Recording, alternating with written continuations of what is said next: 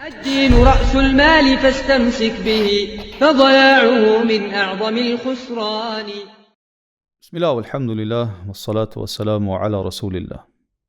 Kur ti dëgjojsh fjalët e Allahut subhanahu wa taala, pra ajetet e Kur'anit, hadithet e pejgamberit sallallahu alaihi wasallam, se si i përshkruajnë xhenetet e Allahut, shpërblimet dhe kënaqësitë e mëdha në to, gradat e larta në to, gjëra të cilat ty të joshin drejt xhenetit dhe të rrëmbejnë, atëherë mundohet të marrësh pjesë në garimin drejt xheneteve dhe kënaqësive të Allahut subhanahu wa taala. Mos rri mbrapa, mos rri i lohatshëm dhe në mëdysh e lidhur me këtë çështje. Nxite veten që të nxitosh edhe të bësh gara me ata që bëjnë gara. Sepse njerëzit e vrejmë garojnë drejt kënaqësive dhe përfitimeve tjetër kësaj bote, mirë po në disa raste e injorojnë dhe anashkalojnë ahiretin, shpërblimin e madh të Allahut subhanahu wa taala. E padyshim që ahireti është më meritor që ne të nxitojmë dhe të bëjmë gara drejt tij. Sepse atje është jeta e vërtet, atje është jeta e përjetshme. Allahu thot: "Wa fi dhalika falyatanafasil mutanafisun."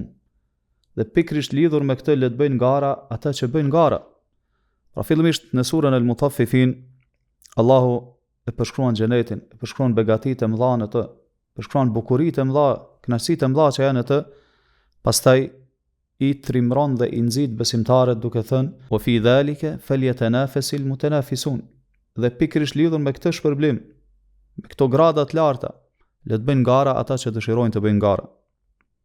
Në ajet tjetër Allahu thot: "Limithli hadha falyamalil amilun." Për këtë shpërblim le të veprojnë ata që bëjnë vepra. Mirë po, kjo nuk arrihet me dëmbeli e përtaci, me ngjesi prapa, kjo arrihet me ambicie të larta, me sakrificë dhe mund të madh e me durim të madh, me punë serioze.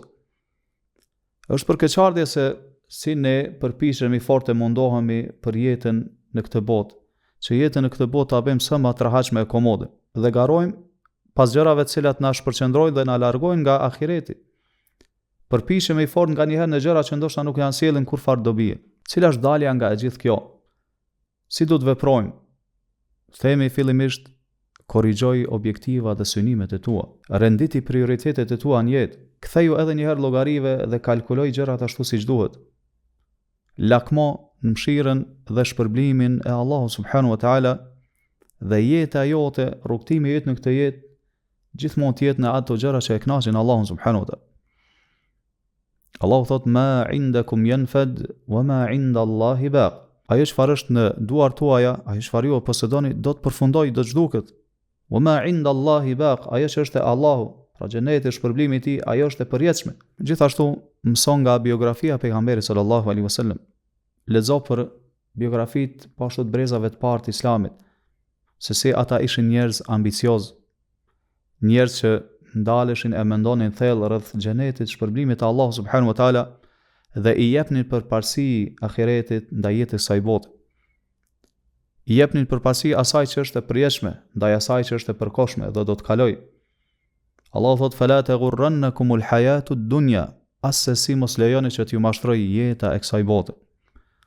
Në një hadith të saktë përcillet nga Omeri radhiyallahu anhu se kur ai e pa varfrinë e pejgamberit sallallahu alaihi wasallam dhe se si ai sallallahu alaihi wasallam ishte shtrirë në një hasër dhe pasaj hasra kishte lënë gjurmë në shpinën e tij, kur e pa këtë gjendje Omeri çajti e pejgamberit sallallahu alaihi wasallam e pyeti dhe i tha: "Ma yubkik, çfarë është ajo që të bën të qash, Omer?" Ai tha: "I dërguari i Allahut, inna Kisra wa Qaisara fima huma fi."